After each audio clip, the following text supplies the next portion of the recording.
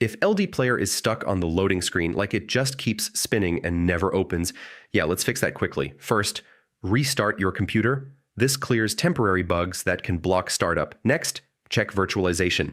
Make sure Intel VT-X or AMD-V is enabled. On Windows, Hyper-V can cause loading issues. Turn it off and restart your system.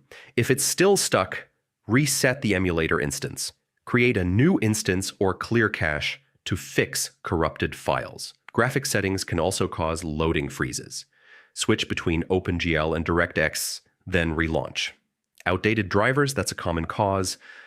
Update to the latest version. Try running LDPlayer as admin. This fixes permission-related loading issues, free up system resources.